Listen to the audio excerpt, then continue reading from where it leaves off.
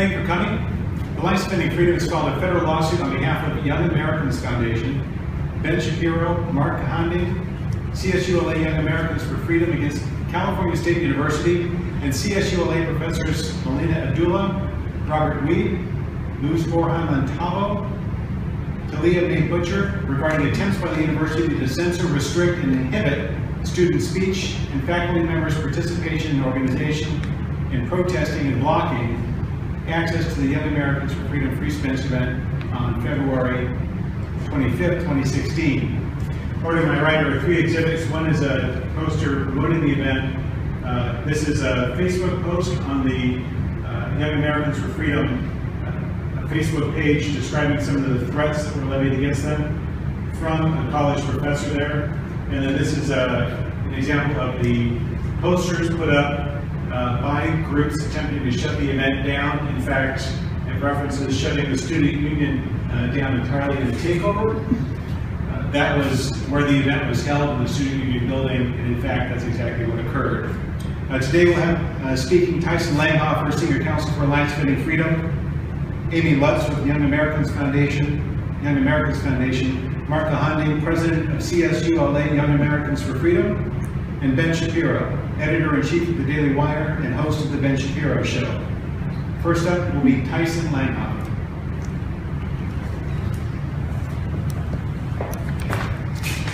Good afternoon. Thank you for coming. My name is Tyson Langhofer, Senior Counsel for Alliance Defending Freedom and attorneys for Young Americans Foundation, CSULA Young Americans for Freedom, Ben Shapiro, and Mark Kahandi, a student at California State University, Los Angeles. Public universities should be a place where ideas are freely shared. They should promote and celebrate free speech, not silence it through administrative filibuster, unconstitutional policies, intimidation, and threats of violence. Yet that is exactly what happened to our clients when they tried to hold, of all things, a free speech event. In the wake of campus unrest over diversity and free speech earlier this year, the student group, Young Americans for Freedom at CSULA, reserved space in the Student Union Theater to host well-known media personality Ben Shapiro on February 25th, 2016, to give a talk entitled "When Diversity Becomes a Problem." Soon after, protesters, including a CSULA professor, began posting angry and threatening comments on the event's Facebook page. The university then told the students that they would be required to pay $621.50 for security because Mr. Shapiro's views and topics are controversial. This type of arbitrary hurdle put in front of students to suppress their First Amendment freedoms is unconstitutional. 3 days before the event was to occur, the president of CSULA, William Covino, sent an email to YAF canceling the free speech event, suggesting that Mr. Shapiro come back at a later date to be part of a group of speakers with different views on diversity. This condition has never been placed on other groups that take extremely controversial liberal viewpoints, and again, was a burden on our clients' First Amendment freedoms and is unconstitutional. YAF and Mr. Shapiro and Young Americans Foundation refused to cancel the event. During the run-up to the event, at least 4 CSULA professors were actively engaged in a variety of attempts to intimidate and threaten YAF students into canceling the free speech event, and incited other professors and students to join in. One professor organized a student union takeover to stop YAF's free speech event. Another professor called YAF supporters white supremacists and compared them to Hitler. He also challenged the students to a fight on 2 different occasions on social media. On the day of the event, several professors actively participated in the attempt to shut down YAF's event by physically blocking access to the doors, preventing students from being able to attend the event. These professors interfered with the First Amendment rights of the YAF students by doing whatever they could to stop the free speech event and prevent them from being able to listen to Mr. Shapiro's message. These actions are not just reprehensible, particularly in an environment designed for the free exchange of ideas, they are also illegal. In California, anyone interfering or inciting others to interfere with the constitutional freedom of another person is personally liable and may be sued for damages and attorney's fees. The day of the event, YAF students arrived to find activists camped out in front of the student union. They discovered that the campus was blanketed with flyers urging students to participate in a Power to the People rally and take over the student union to prevent Shapiro from being able to deliver his speech. Just an hour before the event, President Covino issued a press release, again announcing his opposition to Mr. Shapiro's views, but also allowing the event to proceed. He promised to make every effort to ensure a climate of safety and security. This did not happen. Students hoping to attend the event arrived to find hundreds of activists in and around the venue where the free speech event was to be held, their arms locked together to prevent entry to the auditorium. When a few were able to get in the back entry, activists moved to block those doors as well, effectively trapping over 100 students and Mr. Shapiro inside the auditorium, and preventing the same number of students from being able to attend the event. Meanwhile, the campus police officers charged with ensuring a climate of safety and security stood by and did nothing, as they were instructed to do by President Covino. After Mr. Shapiro delivered his speech, students inside the auditorium were advised by campus security that their lives would be in danger if they tried to leave the building. By blocking access to the doors, the protesters were violating numerous California laws and regulations and university policies, including the free expression policy, which prohibits blocking access to the university buildings and materially disrupting campus events. Young Americans for Freedom were following all the policies of CSULA, yet they were unfairly discriminated against because of their views. In today's lawsuit, Young Americans Foundation, Young Americans for Freedom, Ben Shapiro, and Mark Kahandi, a California State University Los Angeles student, are suing CSULA administrators and professors for violating their constitutional rights and interfering with their lawful free speech event. The cornerstone of higher education is the ability to participate in the marketplace of ideas on campus. Instead, these students and Mr. Shapiro encounter systematic and violent opposition to a free speech event promoting diversity of opinion. If college administrators and professors discriminate against points of view they don't like, they violate both the First Amendment and a core purpose behind their own existence. This type of viewpoint discrimination cannot and will not stand. Thank you.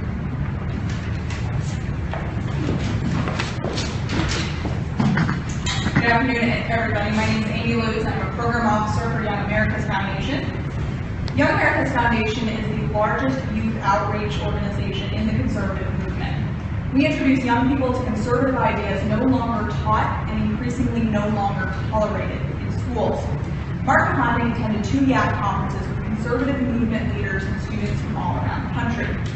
Mark was inspired to start a YAC chapter on his campus because he wanted his peers to benefit by learning conservative ideas suppressed by California State University's faculty and administration. We helped Mark build his YAC chapter and arranged to have Ben Shapiro speak at his free speech event. At Young Americans Foundation, we are accustomed to seeing school administrators attempt to silence our students' conservative speech.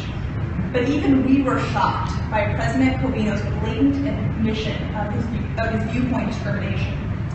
Students have a constitutionally protected right to engage in free speech that school administrators don't like. The cornerstone of higher education is the ability of students to participate in the marketplace of ideas on campus. This marketplace depends on free and vigorous debate and the ability to offer diverse and competing views. Universities are supposed to serve as institutions of higher learning, not indoctrination.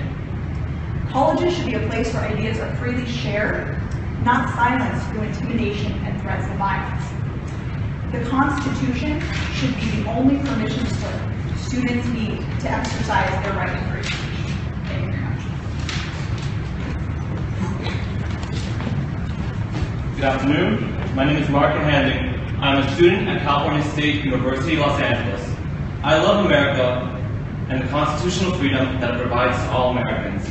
The freedom to believe, the freedom for peaceful assembly, and the freedom to speak. When I started school at CSULA, I was excited to practice all of these freedoms. I thought, what better place to experience those freedoms than on a college campus? That's one of the reasons I started the Young Americans Freedom Club. Universities are supposed to be a marketplace of ideas, and this was my opportunity to take part in that. When we invited Ben Shapiro to speak on campus, along with the help of Young Americans Foundation, we thought it would be a good way to bring conservatives together. because honestly, there are many of us at CSULA. And what better topic than diversity, true diversity, in the form of different kinds of thoughts and speech. I have to tell you, I was surprised when the university told us that we would have to pay a security fee because Mr. Shapiro's views were controversial.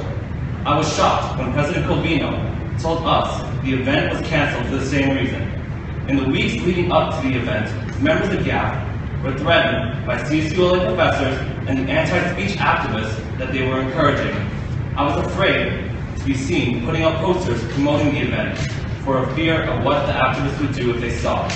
I watched the campus police stand by and do nothing as the activists blocked access and shut down our event. I was told my life could be in danger if I tried to leave the building after the event. I couldn't believe that this was happening in America. What happened to the freedoms so many fought and died to establish and protect? I saw that it was my time to stand up for freedom. That is why I have chosen to sue those who sought to rob us of our freedoms through unconstitutional police policies, abuse of power, intimidation, and threats of violence. I want to make sure that this never happens again to any students at CSULA. Colleges and universities are meant to be a place where people can freely exchange diverse viewpoints. I hope, we hope, that this lawsuit will return CSULA to a place that welcomes everybody, where everyone is free to be who they are, no matter where they come from, no matter what they believe, no matter what they think. Thank you.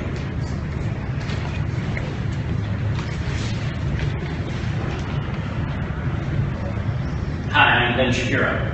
Free speech on college campuses, particularly publicly sponsored campuses, it's not merely a necessity, it's a right. But that right is being quashed all across the country by administrators who are significantly more intent on indoctrinating students and eliminating dissent than giving students the opportunity to hear different ideas and reach their own conclusions about those ideas. It's time for that to stop. And that's our goal today, to stop administrators from using taxpayer dollars to shut down free debate, prevent the dissemination of new ideas, and kowtow to the anti-speech bullies who think they own the campuses that we pay for. I pay taxes in this state. I help sponsor the tuition of the students who attend this university. I help pay the salaries of the administrators and the professors. And yet, when conservative students on this campus merely wanted to hold an event at which I would speak basic conservative ideas, the administration here first attempted to charge conservative students extra money. When that failed, they tried to shut me down. When that failed, they ordered their police force to allow thug protesters and agitators to prevent access to the student-sponsored event. The police, at the behest of this administration, did nothing as these ideological fascists blocked entrances and exits, physically assaulted people who wanted to enter, bathed threats, and pulled the fire alarm. Professors at this university helped to organize and cheer all of this on. This is unacceptable, this is un-American, it's cowardly, it's behavior more reminiscent of third world countries than it is of the United States. And that's why we're taking Cal State Los Angeles to court. Students can't be educated if they never hear different ideas. That's just indoctrination. Their feelings are significantly less important than liberty in the pursuit of knowledge. Anything less than that is totalitarianism. Free speech on state-sponsored campuses must be protected, and if the university refuses to protect free speech, we'll fight to restore it. We will fight to restore freedom of association and freedom of assembly. Too many Americans fought and died for those rights to hand them over to a bunch of crybaby snowflake fascists and their weak-kneed leftist enablers paid for by our taxpayer dollars. Free speech needs a safe space, and so we're fighting to preserve and create that safe space. It's called America, and if we don't fight for it now, nobody will. Thanks so much. We have Tyson Langhoffer with Life Spending Freedom, who is available for questions.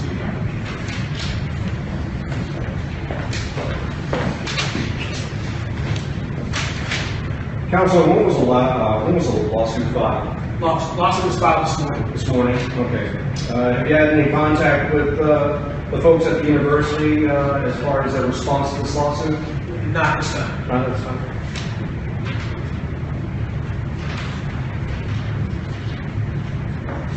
If you could just go over, just in Cliff Note version, the actual aspects of the lawsuit. What are you going after? Sure, absolutely.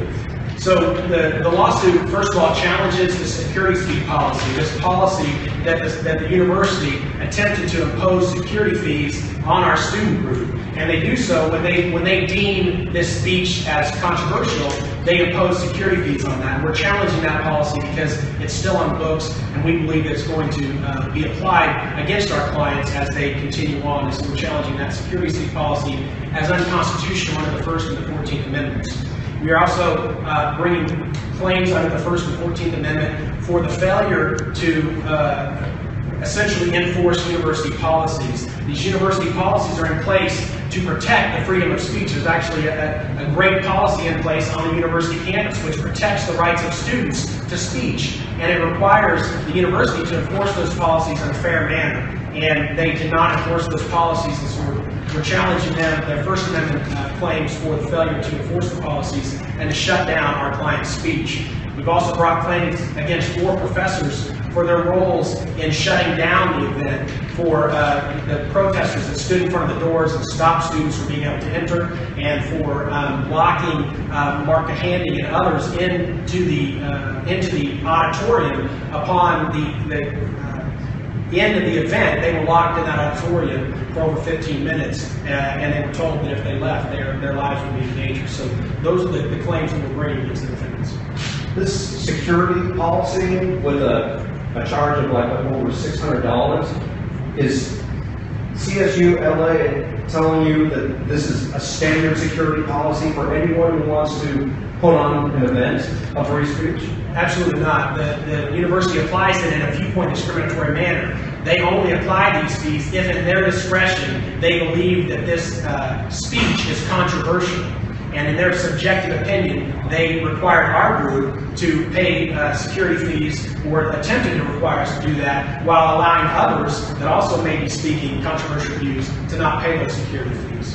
I apologize if some of these follow-up questions are a little bit elementary. I wasn't there for the story when it broke. Talk to me about these so-called controversial topics of discussion that CSULA is claiming that the Young Americans of Freedom are supposedly sounding off.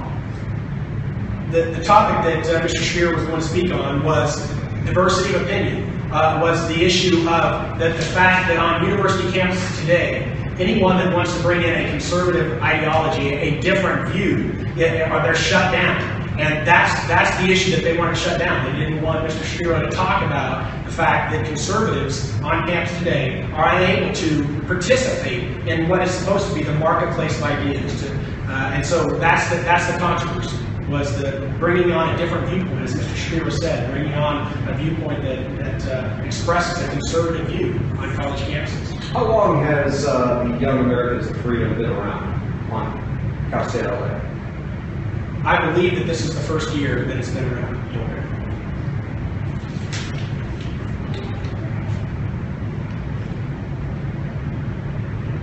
Any other questions?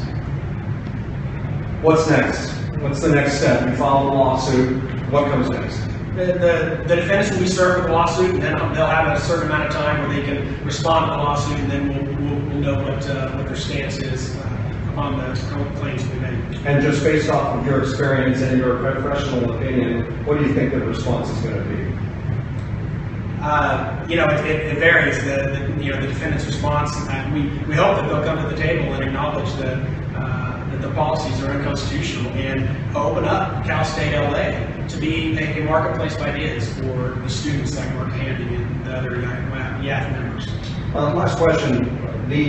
After the event obviously went sideways and the campus had cleared out and everybody went home, what kind of dialogue was expressed between members of the Young Americans of Freedom for Cal State LA and the campus itself? I mean, did they give any type of explanation as to why the tactics or lack of tactics were implemented during this round? Unfortunately, no, and the university actually issued a response saying something along the lines of, we're going to have to look closer at the events that we allow to come on this campus, as opposed to saying, we need to look and make sure that this doesn't happen again. They actually talked about having the need to suppress speech more. So that's one of the reasons we need to bring this, that we're bringing this lawsuit, to make sure that this is an open place for everybody to bring their opinions and allow the students to make their decision. To your knowledge, how many conservative speakers have ever spoken at the university? Based upon some research that my client's done and some others we've talked to, they're not aware of any other